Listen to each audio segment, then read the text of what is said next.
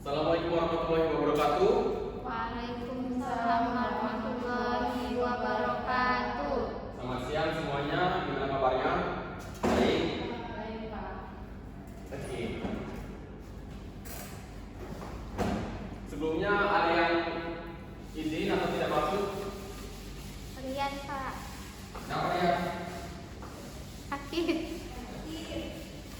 Semoga ini semuanya pasti terus. Gimana puasanya, lancar? Lancar, Pak. Kok lemes banget? Udah sahur tadi? Oh. Oke, sebelum kita lanjut lebih jauh membahas kuliah vektor, ada baiknya kita mengingat-ingat kembali pelajaran minggu lalu mengenai besaran skala. Ada yang masih ingat apa itu besaran skala? Apa Ustaz? Ya, benar. Jadi besaran skala itu adalah besaran yang memiliki nilai. Namun di besaran skala arah dan juga besarnya tidak diperhatikan, gitu. Sekarang ada yang tahu apa arti dari besaran vektor? Saya, Pak. Ayo Rama. Besar vektor itu yang mempunyai nilai dan arah, Pak. Ya, benar. Jadi kalau tadi besaran skala itu besaran yang tidak memiliki nilai dan arah, kalau besaran vektor itu besaran yang memiliki nilai dan arah. Oke, untuk membangkitkan semangat kita di sini ini kayaknya udah mulai lesu ya. Apalagi puasa gini kan suasananya siang-siang, enak banget gitu siang. Gimana kalau kita nonton sebentar video YouTube yang tadi Bapak lihat sebagai referensi agar kita lebih memahami mengenai aplikasi vektor dalam kehidupan sehari-hari.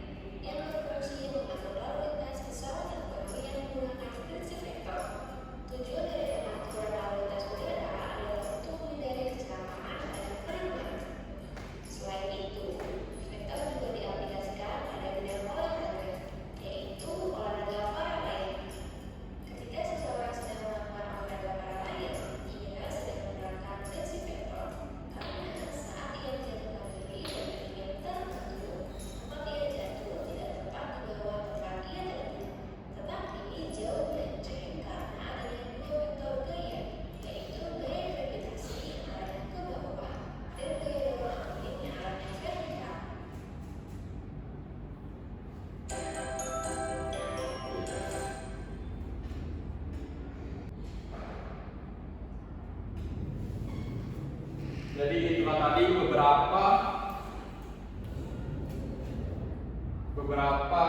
persepsi untuk kalian membayangkan kira-kira apa saja yang menjadi tujuan kita mempelajari vektor ini. Tadi mulai dari menentukan grafik dalam foto, kemudian juga ada tadi menentukan rute jalan, bahkan menentukan rute perjalanan pesawat pun dapat menggunakan vektor. Karena itu vektor ini sangat penting dan berguna untuk kalian pelajari. Jadi tadi ada mereka bilang kalau vektor itu terdapat diagram X dan Y. X dan Y. Ya, jadi bisa kita ambil contoh di kehidupan sehari-hari.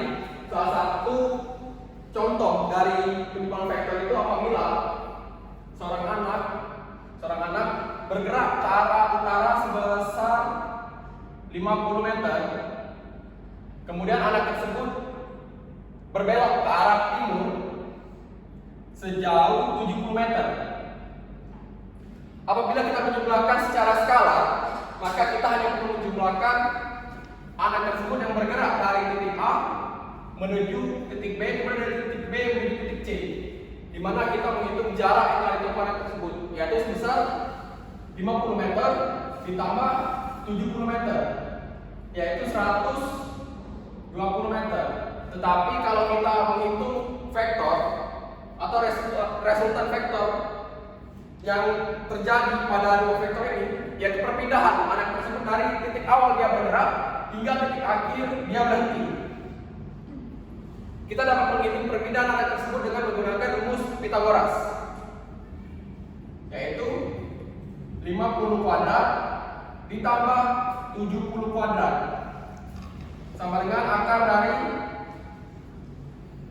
2500 ditambah 4900 sama dengan 2500 ditambah 4900 7.400, Pak. 7400. Akar dari 7400 sama dengan 86,02. Sehingga jarak yang telah perpindahan yang terjadi pada anak tersebut yaitu sebesar 86,02 meter. Nah, di sini diketahui bahwa perbedaan dari jarak dan perpindahannya, di mana jarak yang telah ditempuh oleh anak tersebut sebesar 120 meter, tetapi perpindahan anak tersebut hanya sebesar 86,02 meter, di mana hal ini dapat kita manfaatkan sebagai kita mencari jalan pintas. Oke, kemudian kita lanjut kepada metode penyimpangan vektor. Nah, jadi di sini untuk penyimpangan vektor kita memiliki 4 metode. Bapak dulu ya, kita tahu mana bisa.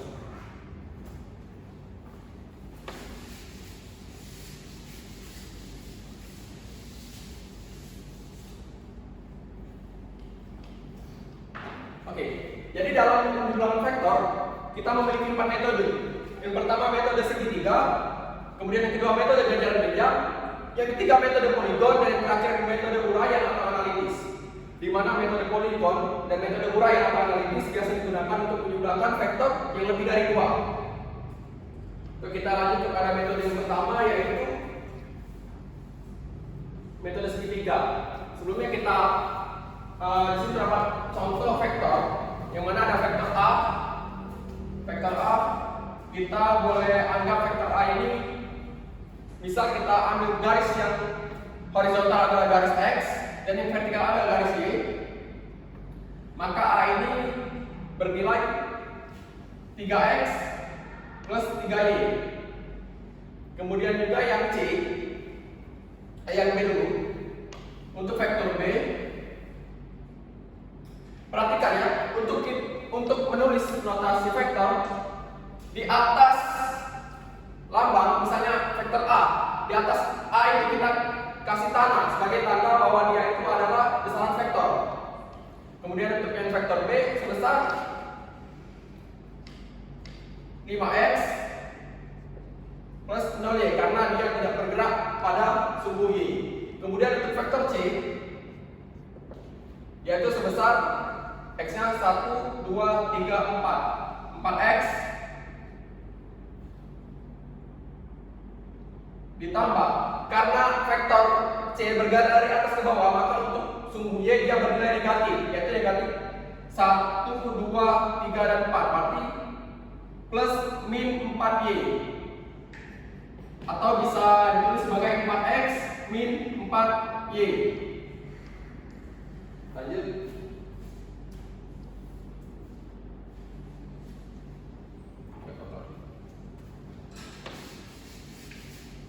Nah, jadi untuk metode segitiga, untuk menjumlahkan, contohnya kita ambil dua vektor.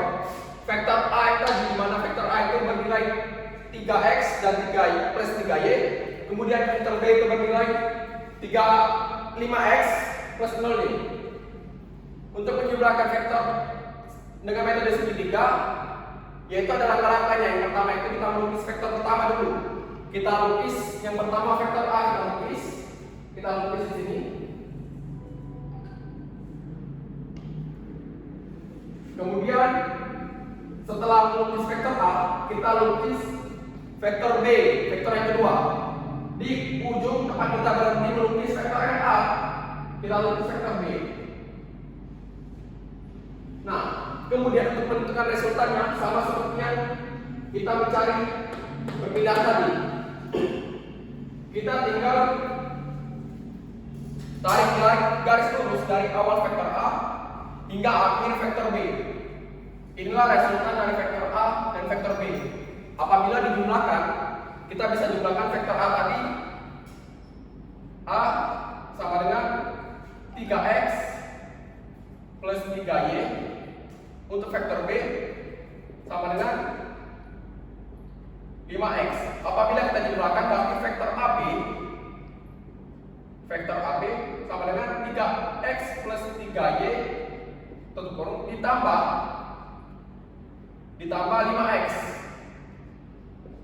Nah, kita menjumlahkan yang sama saja. Jadi x ketemu x. Jadi 3 plus 5 8x ditambah y-nya tetap 3 karena untuk vektor B tidak ada perpindahan pada sumbu y.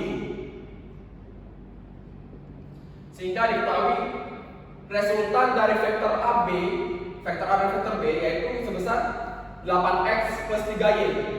Kita buktikan di grafik. Untuk x bernilai 8 satuan. 1, 2, 3, 4, 5, 6, 7, 8, benar? Dan untuk sumbu y bernilai 3 satuan.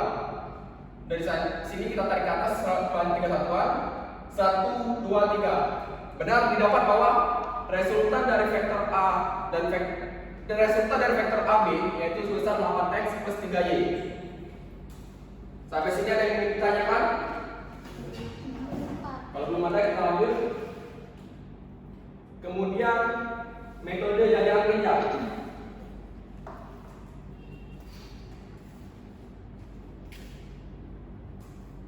Nah, jadi untuk penyumbang vektor apabila kita ingin menulisnya secara manual tanpa menggambar grafik, kita bisa lakukan langkah yang tadi telah Bapak jelaskan. Tapi untuk membuktikannya kita perlu menggambar grafik. Apakah hasil yang kita dapatkan itu telah benar atau masih ada yang keliru? Jadi untuk metode yang kedua yaitu metode jajaran genjang. Untuk langkah-langkah menjumlahkan vektor dengan metode jajaran genjang yaitu yang pertama, lukislah vektor A dan vektor B dengan titik pangkal yang berimpit. Jadi kita melukis vektor A dan vektor B itu berimpitan. Kita lukis vektor A di sini, kemudian untuk vektor B kita tidak lukis di ujung vektor A, tapi di awal, sehingga vektor A dan vektor B membentuk sebuah sudut. Kemudian yang kedua, lukis sebuah jajaran genjang dengan kedua vektor tersebut sebagai sisi-sisinya. Jadi apabila telah digambar dua vektor ini yang A dan B, kita gambar pula garis putus-putus seperti vektor A dan vektor B. Jadi untuk sisi kanan kita meniru sisi kiri dan untuk sisi atas meniru sisi bawah atau vektor bawah. Jadi apabila garis tersebut telah dihubungkan akan membentuk sebuah jajaran genjang. Kemudian yang terakhir, untuk menentukan resultan dari dua vektor tersebut adalah sebuah vektor yang merupakan diagonal dari jajaran genjang tersebut dengan titik pangkal resultan berada pada titik pangkal dua vektor dan titik ujung berada pada titik ujung dua vektor. Jadi untuk menentukan resultannya kita hanya perlu menarik garis lurus yang menjadi diagonal dari bangunan jajaran genjang tersebut. Nah, jadi begini untuk menentukan resultannya. Kita hitung apakah resultan dengan metode jajar genjang akan sama seperti resultan pada metode segitiga tadi. Kita hitung untuk X-nya sebesar 8X. Apa benar? 1, 2, 3, 4, 5, 6, 7, 8. Ternyata diketahui bahwa sumbu X perpindahan vektor tersebut masih sama sebesar 8 kotak. Dan untuk sumbu Y sebesar 3 kotak. Apa benar? 1, 2, dan 3. Ternyata perhitungan vektor yang telah kita lakukan tetap benar. Dengan ini diketahui bahwa apabila kita menghitung resultan dari vektor karena metode segitiga maupun metode jajar genjang akan didapatkan hasil yang sama. Kemudian kita masuk ke metode poligon. Kita hapus yang tadi. Yang ini sudah dicatat? Oke, catat dulu. Jadi kalian tuh kalau serasa penting harus dicatat, karena siapa tahu nanti kita lupa kan. Oke, sambil kalian mencatat, Bapak akan lanjut menjelaskan. Untuk metode poligon, yang pertama, penjumlahan vektor dengan metode poligon lebih sering digunakan untuk menjumlahkan lebih dari 2 vektor seperti yang kamu bilang di awal tadi. Kemudian prosedur penjumlahan vektor dengan metode poligon sama dengan prosedur penjumlahan vektor dengan metode segitiga. Mirip seperti segitiga metode yang pertama, tetapi pada metode poligon vektor yang dijumlahkan berjumlah lebih dari 2. Jadi apabila tadi kita hanya menjumlahkan vektor A dan vektor B, tetapi pada metode poligon kita akan menambahkan vektor C untuk dijumlahkan. Mari kita uji coba penjumlahan dengan metode poligon. Nah, jadi di sini kita menjumlahkan vektor. Apabila tadi resultan dari vektor A dan vektor B telah diketahui 8x plus 3y, kita telah tahu bahwa vektor C itu bernilai 4x min 4y.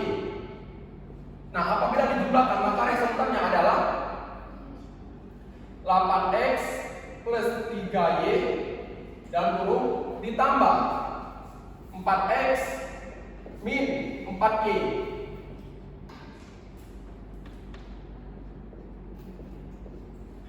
Ditambah 4 12x plus 3 ditambah min 4 min 1y, atau kita langsung tulis min y. Jadi didapatkan bahwa resultan dari ketiga vektor tersebut adalah 12x min y. Kita lihat apakah terbukti bahwa resultan vektor tersebut sebesar 12x min y. Pertama kita lukis vektor pertama yaitu vektor A, dan vektor B di sini. Kita lanjutkan untuk vektor C, kita lukis di ujung vektor kedua yaitu ujung vektor B. Apabila telah membentuk sebuah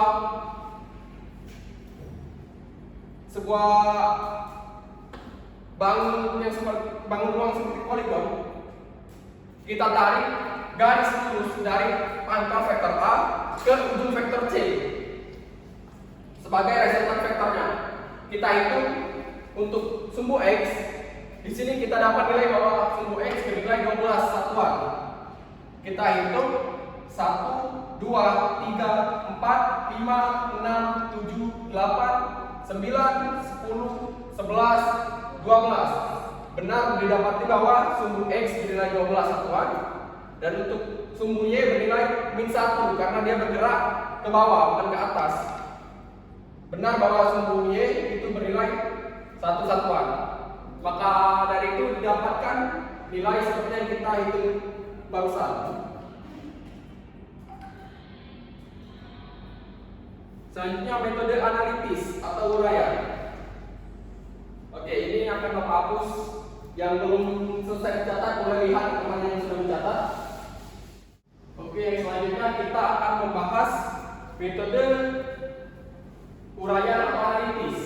Jadi untuk menjumlahkan vektor dengan menggunakan metode uraian atau analitis, yaitu yang pertama, penjumlahan vektor metode analitis atau uraian diawali dengan penguraian setiap vektor yang akan dijumlahkan menjadi komponen-komponen vektor yang saling tegak lurus, yaitu komponen vektor adalah komponen vektor dalam arah horizontal dan komponen vektor dalam arah vertikal.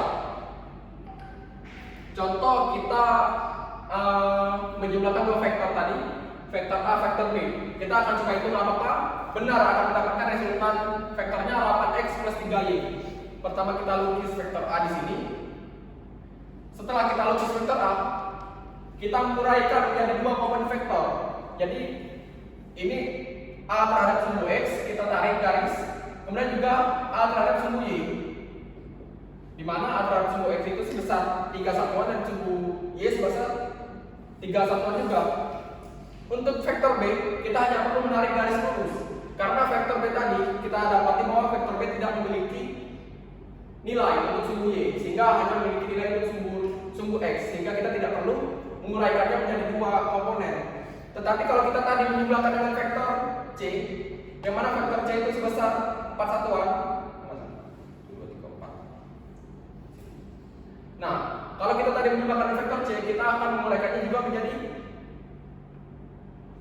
menjadi dua komponen, di mana itu komponen terhadap sumbu X yaitu 4 satuan, kemudian juga komponen terhadap sumbu Y yaitu 4 satuan dengan nilai negatif karena dia bergerak ke bawah.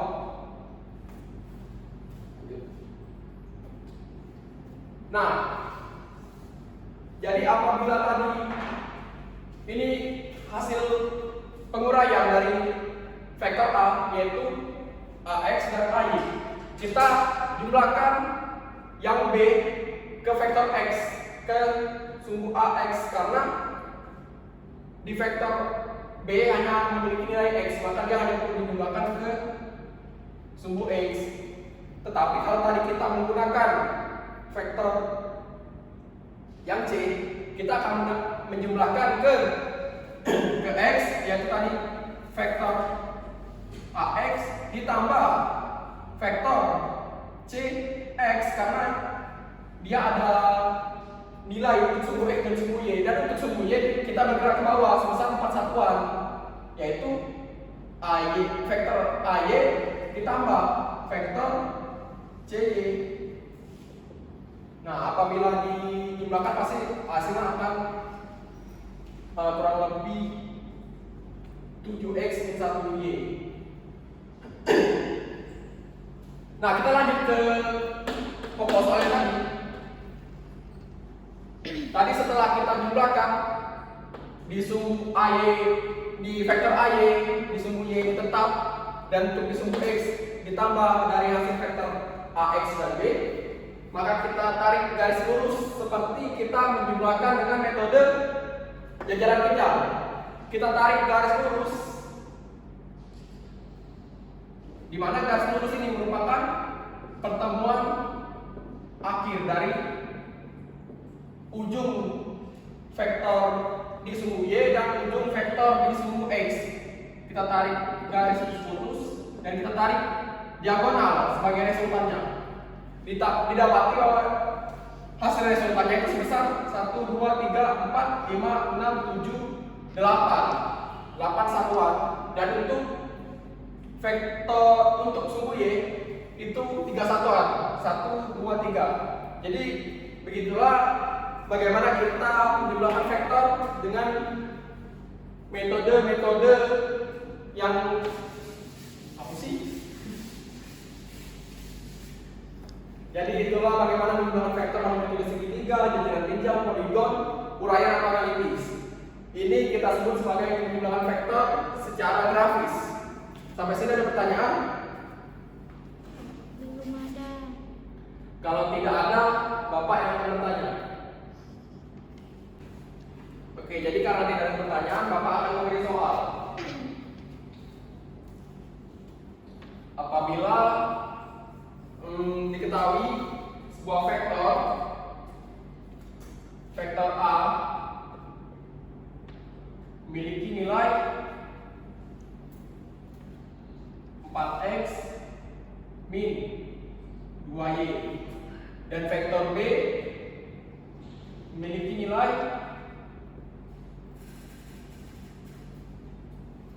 min x plus 2y. Silakan kalian jawab. Kalian hitung resultan vektornya. Berapakah resultan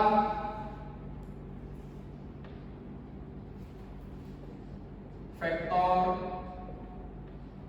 A dan vektor B?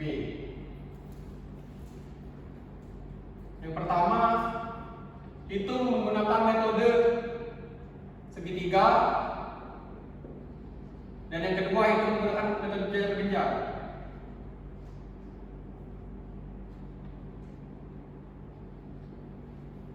Bapak beri waktu 5 menit untuk kalian menyelesaikannya. Gimana? Udah dapat jawabannya? Sudah, Pak. Oke, siapa yang mau maju? Yang A? Boleh, bisa. Yang B? Boleh, Elsa.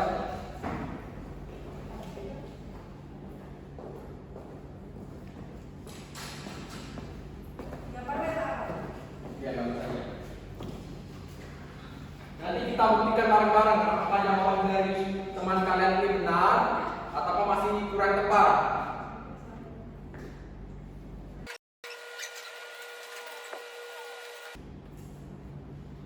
Yang lain perhatikan, jangan main sendiri, jangan ngobrol, jangan makan, puasa.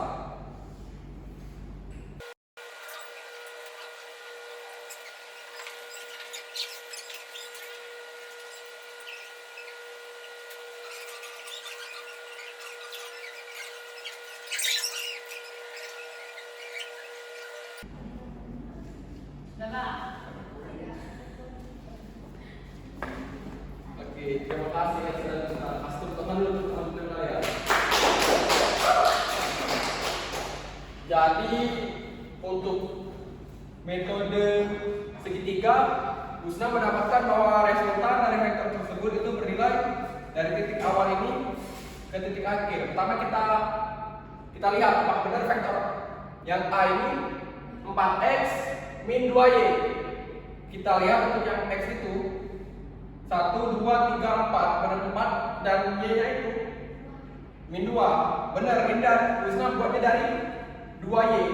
Sehingga untuk min 2 dikurang 2 itu 0. Jadi dia berada pada titik 4,0. Dan untuk yang vektor B itu min 1x plus 2y.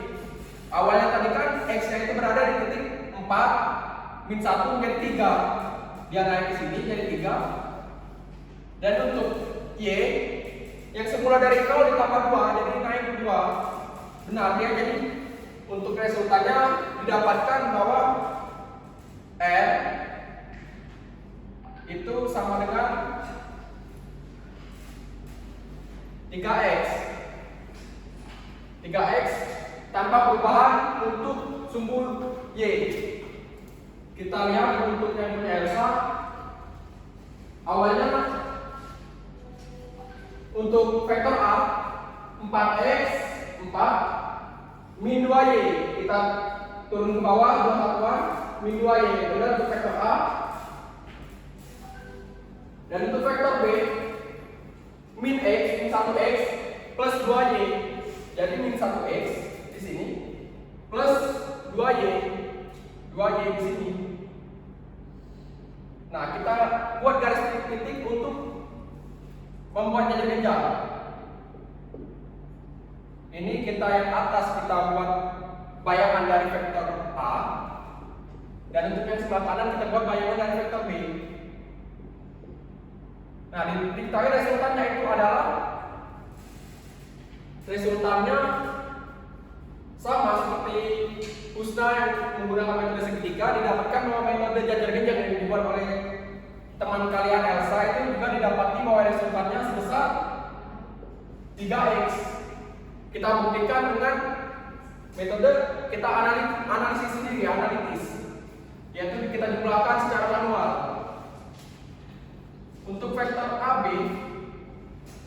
A plus B maksud saya itu 4x min 2y ditambah min x plus 2y sama dengan 4x plus min x sama dengan 3x. Kemudian min 2y plus 2y yang dihabis, sehingga didapati bahwa resultannya itu sebesar 3x. Jadi yang telah dibuat oleh teman kalian itu benar ya. Siapa tadi? Husna dan Nesa. Bapak catat. Minggu depan kalian ikut olimpiade ya. Di sini itu katanya mau ngadain olimpiade.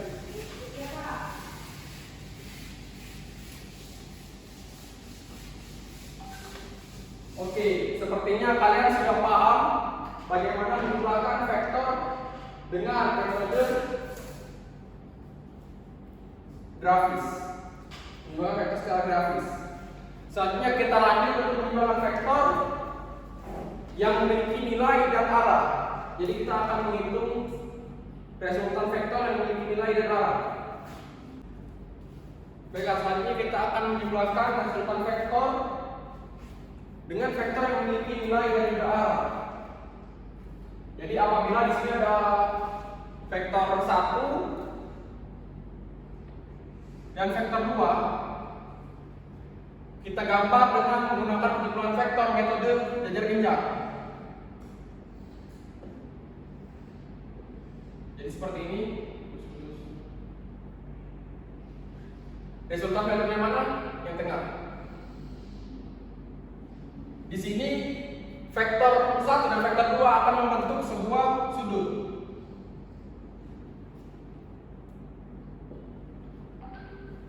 Nah, untuk menghitung resultan vektornya itu digunakan rumus R sama dengan akar dari vektor yang pertama ini kita keluarkan, vektor 1 kuadrat ditambah vektor 2 kuadrat ditambah 2 dikali vektor 1 dikali vektor 2 dikali kosinus dari sudut ini. Sudut yang dibentuk antara vektor 1 dan vektor 2. Nah, untuk menghitung arah vektor kita menggunakan rumus sinus. Apabila kita menghitung resultannya kita menggunakan kosinus, apabila menghitung arahnya kita menggunakan sinus. Nah, jadi untuk menentukan arah vektor ini rumusnya R dibagi dengan sinus dari sudut sama dengan yang F1 vektor 1 dibagi dengan sinus dari sudut ini dikurang dengan sudut ini. Kita anggap saja ini alfa. Jadi untuk F1 itu kita gunakan sudut yang ini.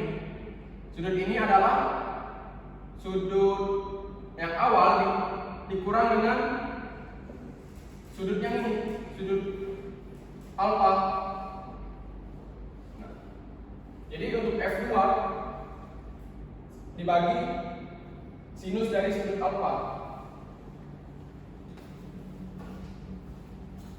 Kemudian ada komponen vektor.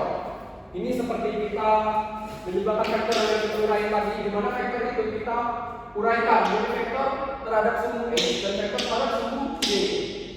Jadi misalnya kita gambar vektor, anggap saja dulu karena saya tidak membawa lista. Ini y, ini x. Bahkan ada sebuah vektor yang memiliki nilai 10n dengan yang membentuk sudut 30 derajat. Ini 10n. Ini anggaplah sudutnya 30 derajat. Nah, untuk menghitung berapa besar vektor terhadap sumbu x menggunakan rumus fx. Fx ini vektor terhadap sumbu x, yaitu rumusnya f vektor tersebut dikali dengan cos dari sudut. F-nya 10n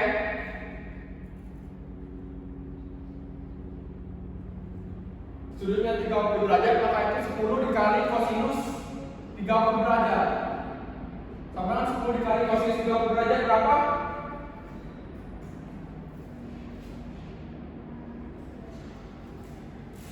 Kosinus dari 30 derajat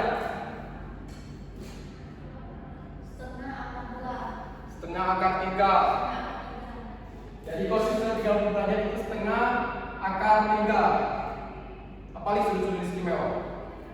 10 dibagi 2 itu 5. Jadi besar vektor terhadap sumbu X itu sebesar 5 akar 3 N. Dan untuk terhadap sumbu Y kita menggunakan rumus sinus. Jadi sini Fy yaitu vektor terhadap sumbu Y, F dikali sinus sudut. F-nya tadi 10,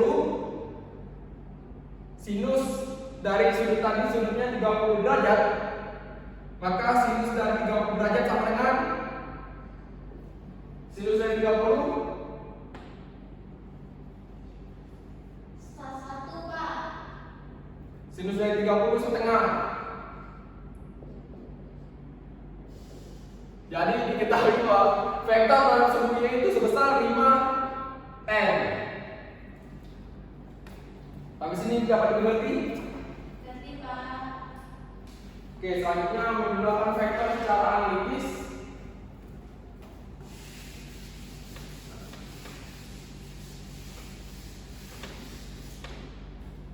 Nah, jadi untuk ini sama seperti yang tadi. Sama seperti yang tadi. Bedanya ini kita menggunakan lebih dari satu vektor. Tadi itu sebagai contoh perumpamaan kita hanya menggunakan satu vektor untuk contoh, dan ini kita akan menggunakan lebih dari satu vektor. Di mana di sini ada vektor yang pertama vektor 1 dengan sudut A1 dan juga ada vektor 2. Nah, untuk menghitung sudutnya, hitung dari awal vektor, yaitu misalnya kita ambil awalnya dari sudut X, dari sumbu X, maaf. Maka sudutnya kita tarik garis lurus dari sumbu X ini menuju vektor. Begitupun dengan vektor ketiga. Vektor ketiga, kita tarik garis lurus dari sumbu X hingga ke vektor ketiga. Jadi kita ibaratkan ini sudut yang pertama, ini sudut yang kedua, ini sudut yang ini sudut pertama, ini sudut yang kedua, yang ini sudut ketiga. Ibaratkan sudut itu alfa. Nah, untuk memudahkan menghitung resultannya, nah jadi resultannya itu adalah jumlah dari resultan X ditambah resultan Y dengan menggunakan metode Pythagoras, kita menyebutkannya. Jadi resultannya sama dengan akar dari resultan X kuadrat ditambah resultan Y kuadrat. Untuk memudahkannya kita buat sebuah tabel. Jadi pertama-tama kita tulis yang vektor 1 di sini dan sudutnya berapa kita tulis di sini. Kemudian kita hitung satu persatu. Terhadap sumbu X dia berapa, terhadap sumbu Y dia berapa. Begitupun dengan seterusnya untuk vektor yang kedua dan ketiga. Untuk jumlahnya nanti kita jumlahkan satu-satu berapa resultan untuk sumbu Y dan berapa resultan untuk sumbu X dan berapa resultan untuk sumbu Y. Setelah didapat resultan dari kedua sumbu, baru kita jumlahkan dengan cara Pythagoras. Nah, di sini ada contoh.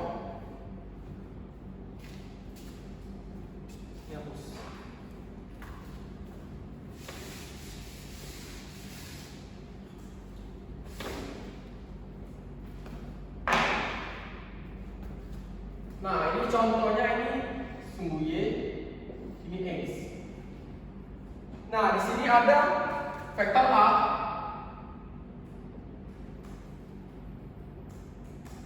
dengan sudut 30 derajat. Dan juga ada vektor B dengan sudut 60 derajat di sini. Apabila di sini 60 derajat, berarti sudut di sini sebesar ini 90 ditambah 30, berarti 120 derajat. Kemudian di sumbu di vektor C di sini pembentuk sudut 45 derajat. Apabila setengah lingkaran itu jumlah sudutnya 180 derajat, maka 180 tambah 45 yaitu 225 derajat. sini belum dikasih tahunya berapa nilainya. Nah, jadi apabila di sini diketahui bahwa nilai dari vektor A itu mereka memberi nilai 20n. Oh, di sini tidak ada satuan, hanya angka. Jadi untuk vektor A bernilai 20 dan vektor B juga bernilai 20. Vektor C bernilai 40. Nah, untuk menghitung resultannya kita hitung satu-satu. Yang pertama, kita hitung resultan yang X dulu. Untuk yang X, kita hitung dengan rumus untuk resultan untuk sumbu X itu kan terhadap sumbu X, rumusnya vektor nilai satuan vektor dikali dengan kosinus dari sudut. Apabila sudutnya 30 dan nilainya 20 tadi, kosinus dari 30 tadi kita dapatkan bahwa kosinus 30 adalah setengah akar 3. Maka dari situ didapat nilai 10 akar 3. Dan yang kedua itu kosinus dari sudut 120. Kosinus dari 120 yaitu setengah. Kenapa bernilai negatif? Karena terhadap sumbu X, yang vektor B ini terhadap sumbu X, dia bernilai negatif, dia berada di sebelah kiri. Sehingga untuk komponen vektor X dia bernilai negatif. Begitupun dengan vektor yang C. Vektor C, kosinus dari 225 derajat yaitu setengah akar 2. Setengah akar 2 dikali 40 adalah 20 akar 2. Tapi karena C ini berada di sebelah kiri, maka dia bernilai negatif. Sehingga kita hanya perlu menjumlahkan ketiga ini. Setelah dijumlahkan diketahui hasilnya bahwa resultan dari vektor terhadap sumbu X itu bernilai min 21. Kemudian kita lanjut untuk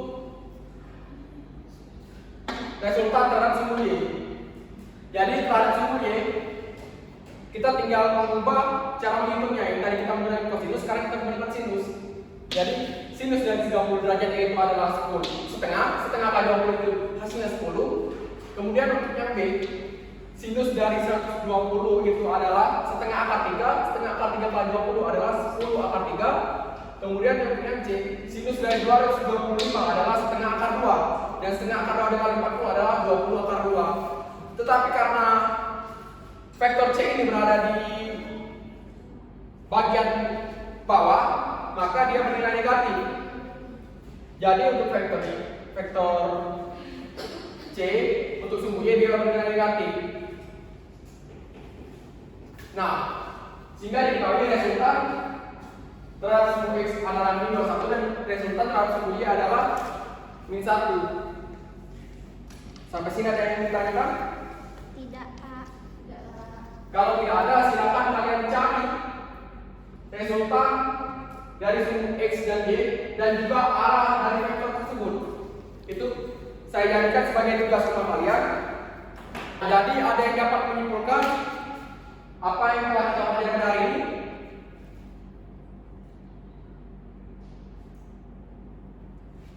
Saya Pak. Boleh ada? Kesimpulannya yaitu metode penjumlahan vektor itu ada 4 Pak.